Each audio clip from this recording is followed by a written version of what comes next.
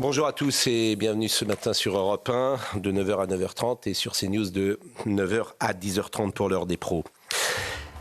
La mort de 2 agents de l'administration pénitentiaire n'est pas une fatalité.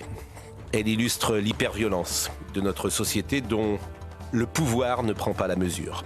J'entendais ce matin un surveillant qui expliquait que les agents sont munis de pistolets à eau et que les transfèrements ont lieu, je cite, dans des camions de livraison DHL ou des Kangoo.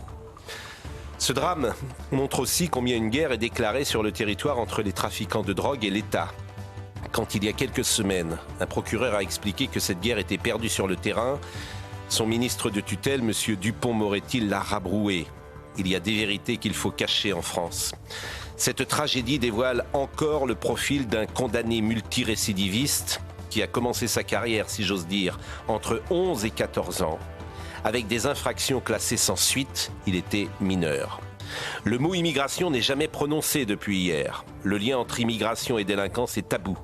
Mohamed Amra a 30 ans, il est né à Rouen, il est français. Pour le moins, l'assimilation, l'intégration ne s'est pas bien passée. La France lutte contre ces voyous avec un logiciel qui date des années 80. C'est la table qu'il faut renverser. La question se pose d'enfermer à vie un multirécidiviste qui, quoi qu'il arrive, n'arrêtera jamais ses forfaits.